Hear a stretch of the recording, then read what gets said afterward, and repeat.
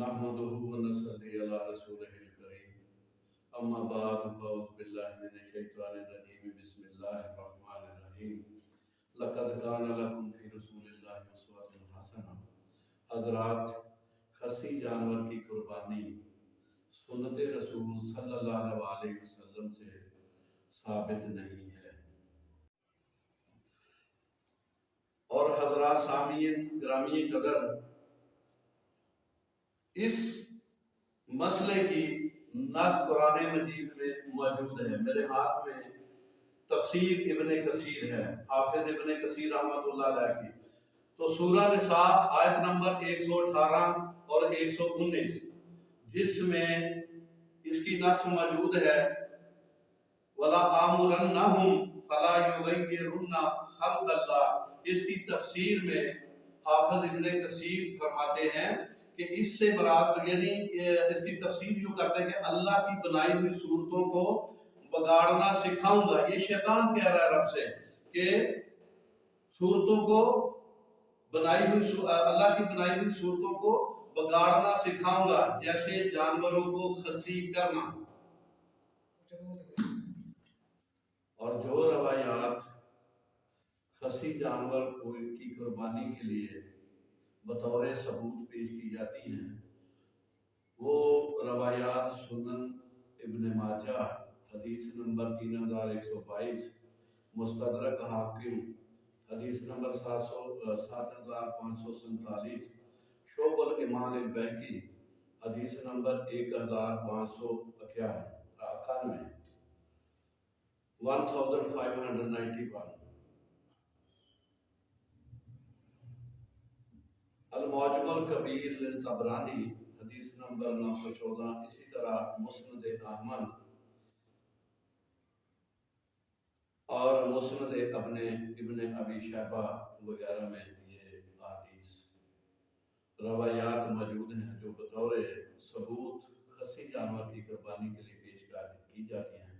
تو حضرات یہ ساری کی ساری روایات ضعیف ہیں.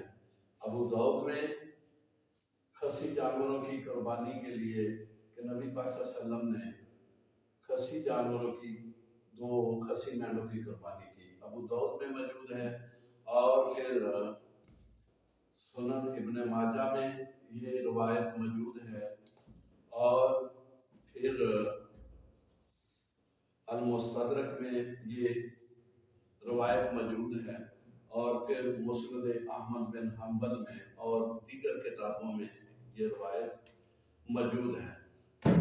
تو حضرات گرامی، ان کے راویان میں جو صحابہ رسول رضوان اللہ علیہم اجمعین، سیدہ عائشہ صدیقہ رضی اللہ تعالی عنہ، سیدنا ابو ہریرہ رضی اللہ تعالی عنہ، جابر بن عبداللہ رضی اللہ تعالی عنہ، ابو رافع رضی اللہ تعالی عنہ، اور سیدنا ابی درداء رضی اللہ تعالی عنہ.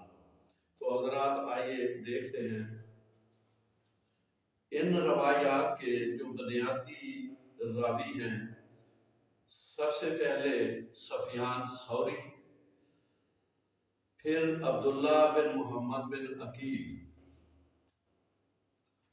اور محمد بن اسحاق بن یسار، اور ابو عیاش المعافری، اور حجاج بن ارطا، اور ابو نعمان یعنی یعلا بن نعمان،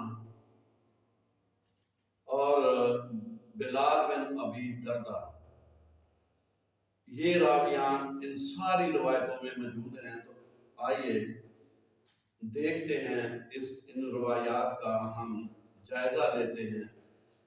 محدثین کے نزدیک ان راویوں کا کیا مقام ہے. تو سب سے پہلے یہ میرے ہاتھ میں تہذیب التہذیب ہے، امام ابن حجر عسقلانی رحمۃ اللہ علیہ کی. تو حضرات تہذیب التہذیب میں صفحہ نمبر 3، جلد نمبر 3، صفحہ نمبر 359، 259 اور 260 امام یعقوب بن سفیان رحمۃ اللہ علیہ فرماتے ہیں کہ یہ جو راوی عبداللہ بن محمد بن عقیل ہے، اور یاد رکھیے کہ یہ روایات کا مرکزی راوی ہے، یہ راوی امام یعقوب بن سفیان رحمۃ اللہ علیہ فرماتے ہیں سچا ہے اور حدیث میں انتہائی ضعیف ہے۔ اور امام نسائی رحمۃ اللہ علیہ نے فرمایا کہ یہ راوی ضعیف ہے۔ امام ابن خزیمہ رحمۃ اللہ علیہ اس کے بارے میں فرماتے ہیں برے حافظے کی وجہ سے قابل حجت نہیں ہے، اور امام خطیب بغدادی رحمۃ اللہ علیہ فرماتے ہیں وہ برے حافظے والا تھا۔ اور حضرات اس کے علاوہ میرے ہاتھ میں الجرح و تعدیل ہے امام ابن ابی حاتم کی، تو اس میں یہ جلد نمبر 5 اور صفحہ نمبر 188 امام یحییٰ بن معین فرماتے ہیں کہ عبداللہ بن محمد بن عقیل بن ابی طالب یہ راوی تمام عمل میں ضعیف ہے۔ تو حضرات عبداللہ بن محمد بن عقیل کی آپ نے جو روایت کرنے کا ان کا انداز یا روایت کرنے میں جو ان کا مرتبہ ہے وہ ہم نے آپ کے سامنے رکھ دیا ہے۔ ان کے بعد سفیان ثوری رحمت اللہ علیہ، سفیان بن سعید ثوری رحمت اللہ علیہ یہ راوی ہیں، اور یہ راوی مدلس ہیں، اور یہ راوی مدلس راوی بیان کر رہے ہیں یہ جو عبداللہ بن محمد بن عقیل ضعیف راوی سے تدلیس کر رہے ہیں، ضعیف راوی سے۔ آئیے ذرا ان کا بھی بایو ڈیٹا دیکھتے ہیں۔ تو سفیان بن سعید ثوری رحمت اللہ علیہ کے بارے میں امام بخاری رحمت اللہ علیہ نے ابن عدی کی کتاب الکامل میں ان سفیان ثوری کی تدلیس کو ثابت کیا ہے، اور جلد نمبر 1 صفحہ نمبر 187 یہ نوٹ کیجئے گا۔ آگے بڑھیے۔ امام ابن ابی حاتم رازی رحمت اللہ علیہ نے اپنی علم الحدیث کی جلد نمبر 3 صفحہ نمبر 41 پہ فرمایا سفیان ثوری کے بارے میں کہ میں اسے مدلس سمجھتا ہوں۔ امام ابن ابی حاتم رازی نے اور امام ذہبی رضی اللہ رحمت اللہ علیہ یہ ان کے بارے میں کہتے ہیں کہ سفیان ثوری ضعیف راویوں سے یہ تدلیس کرتے تھے۔ یہ میزان الاعتدال جلد نمبر 3 صفحہ نمبر 245، اور اس کے بعد امام یحییٰ بن معین رحمت اللہ علیہ نے کا قول امام ابن ابی حاتم نے اپنی کتاب الجرح و تعدیل میں جلد نمبر 4 صفحہ نمبر 211 پہ امام یحییٰ بن معین رحمت اللہ علیہ کا قول نقل کیا ہے سفیان ثوری کے بارے میں۔ وہ فرماتے ہیں، امام یحییٰ بن معین فرماتے ہیں کہ سفیان ثوری تدلیس کرتے تھے۔ تو حضرات یہ راوی جو سفیان بن سعید ثوری ہے یہ مدلس راوی ہے، اور اس کی جرح بھی ہم نے آپ کے سامنے عرض کر دی ہے۔ تو آگے بڑھیے۔ اس کے تیسرے راوی محمد بن اسحاق بن یسار رحمت اللہ علیہ ہیں، اور یہ راوی مدلس ہیں۔ تو الجرح والتعدیل جلد نمبر 7 صفحہ نمبر 262 ان پہ یہ امام ابن ابی حاتم کی کتاب الجرح والتعدیل، تو اس میں امام احمد بن حنبل نے فرمایا کہ محمد بن اسحاق بکثرت تدلیس کرتے تھے، اور آپ نے یہ بھی دیکھ لیا کہ جو محمد بن اسحاق ہیں یہ مدلس ہیں، اور الجرح و تعدیل میں ان کا ڈیٹا موجود تھی۔ تو اس کے بعد آپ یہ دیکھیے میرے ہاتھ میں کتاب ہے سنن ابی داؤد، اور یہ تحقیق ہے علامہ ناصر الدین البانی رحمت اللہ علیہ کی، اور ان کی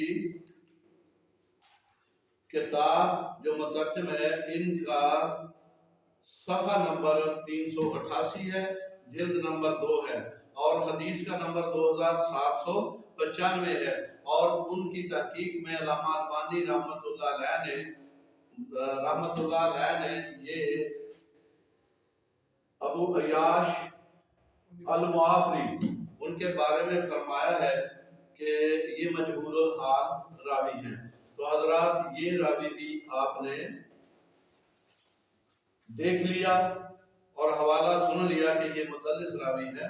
اور ابو درداء رضی اللہ تعالی عنہ، ان کی جو روایت خصی جانور نبی پاک صلی اللہ علیہ وسلم نے ذبح کی قربانی کے لیے، تو حضرات ان میں ایک راوی ہے حجاج بن ارطا، اور یہ راوی جو ہے نا یہ مدلس ہے۔ دوسرے راوی اس کے ابو نعمان، ان کا نام یعلا بن نعمان ہے، یہ مجہول الحال راوی ہیں۔ اور تیسرے راوی ہیں بلال بن ابی درداء، یہ مجہول الحال راوی ہیں۔ تو حضرات آئیے ان کو بھی اسماء و رجال کی دنیا میں لے کے چلتے ہیں۔ تو سب سے پہلے ہم حجاج کی بات کرتے ہیں، کیونکہ یہ مین راوی ہے۔ تو حجاج بن ارطا یہ مدلس راوی ہیں، اور الجرح و تعدیل ابن ابی حاتم کی کتاب جلد نمبر 3 صفحہ نمبر 168 اور 169، تو یہ میرے ہاتھ میں ان کی کتاب ہے، اور یہ جلد نمبر 3 صفحہ نمبر 168 169 پہ۔ تو آئیے دیکھتے ہیں حجاج کے بارے میں۔ احمد بن حنبل نے رحمت اللہ علیہ نے فرمایا کہ وہ حدیث بیان کرنے میں مضطرب تھا، اور حجاج ان لوگوں سے روایت کرتا ہے جن کی اسے ملاقات نہیں ہوئی، اور وہ ضعیف ہے احمد بن حنبل۔ اور آگے بڑھیے، امام یحییٰ بن معین رحمت اللہ علیہ نے فرمایا حجاج صدوق ہے لیکن کبھی نہیں ہے اور تدلیس کرتا ہے، اور فرمایا حجاج کی حدیث قابل حجت نہیں ہے۔ امام ابو حاتم وہ فرماتے ہیں حجاج صدوق ہے، ضعیف راویوں سے تدلیس کرتا تھا، یعنی ضعیف بھی ہے اور مدلس بھی ہے۔ اور امام ابو ذر رازی رحمت اللہ علیہ نے فرمایا کہ حجاج صدوق مدلس ہے، یعنی یہ تدلیس بھی کرتا ہے۔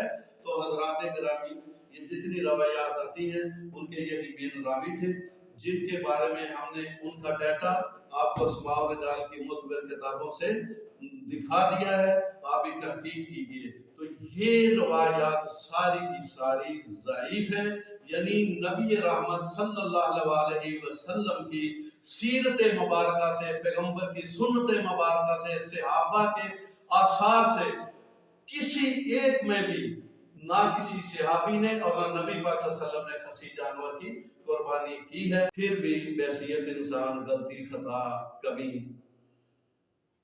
یہ انسان کا خاصہ ہے اور احتمال موجود ہے۔ اگر کہیں پہ کوئی حوالہ مجھ سے غلط پڑا گیا ہو اور آپ کو کوئی صحیح بات اس کی، کوئی جو مدلس راوی ہیں ان کا کوئی سماع کی صراحت موجود ہو کہیں پہ، تو یا کوئی ضعیف راوی ہے اور اس کی ثقافت آپ کے علم میں ہو صحیح سند کے ساتھ، تو بالکل اللہ کی رضا کے لیے ہمیں انفارم ضرور کیجیے گا، اور انشاءاللہ العزیز ہم حق بیان کرنے والے، حق کو تسلیم کرنے والے لوگ ہیں، ہم فوراً رجوع کریں گے۔ اللہ سے دعا ہے کہ اللہ ہم سب کو صحیح دین اسلام کی سمجھ عطا فرمائے اور اس پہ عمل کرنے کی توفیق عطا فرمائے۔ تو حضرات اللہ ہم سب کا حامی و ناصر ہو۔ وآخر دعوانا الحمدللہ رب العالمین۔